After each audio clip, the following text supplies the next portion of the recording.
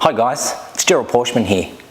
You know, over the last couple of weeks we have witnessed some devastating events that have happened in this country, and especially in southeast Queensland and in the whole of Queensland. You know, to date records have shown us that over 75% of this state has been affected by the floods.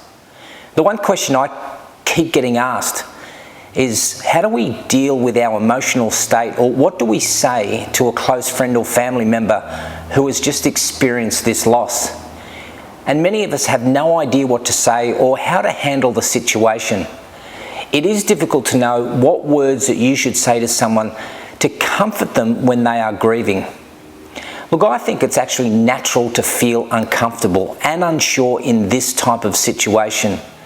We have so much fear wrapped around death or any kind of loss in this society, and it is actually difficult to know how to handle our own emotional response, much less know how to support another person who is grieving.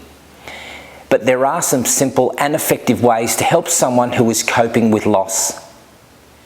I know you may not feel comfortable, but the more uncomfortable you are, the harder it is going to be on the grieving individual.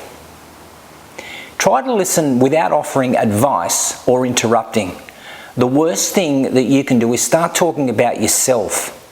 Focus on listening and offer your love patiently and unconditionally. You know, it's normal for someone who is grieving to alternate between anger, sadness, numbness, and acceptance. Give the person as much time as they need to grieve. There's no time limit on grieving, and telling them to get over it or let it go won't help them grieve any faster.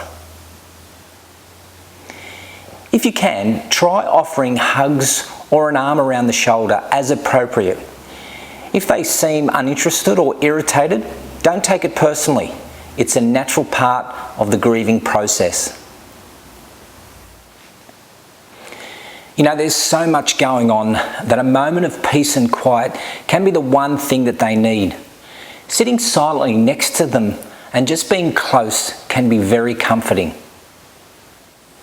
You know, it can seem overwhelming and stressful to have people keep asking, "What can I do to help you?" When you're grieving, you may not have any idea of what would be helpful or not. Because grief can be so confusing and overwhelming experience, suggest something specific, like, "Let me get the skip and put all the garbage in there." It's hard for many people to ask for help.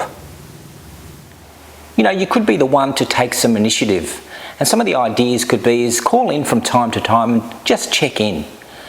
If you can, offer to run some errands or get some groceries. A great idea is to drop off some food, and don't wait to be asked. If they have kids, stop by and babysit them. If they're going along to a bereavement group, offer to go along with them, or even just go with them.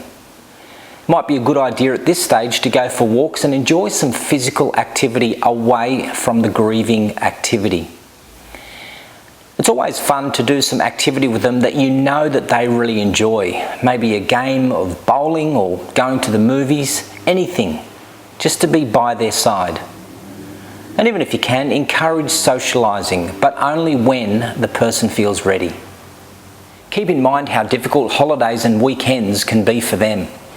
Try to be available for support or just spending time with them on a regular basis. If you recognise that the grieving person is experiencing depression, see if you can urge them to get some professional help. This is only if they seem unable to function in the day-to-day life. You may want to help them set up the appointment, and if they ask, go with them. And if you haven't already done so, you may want to send them some flowers and a card. It may seem like a small gesture on your part, but it really means a lot to the person who's grieving.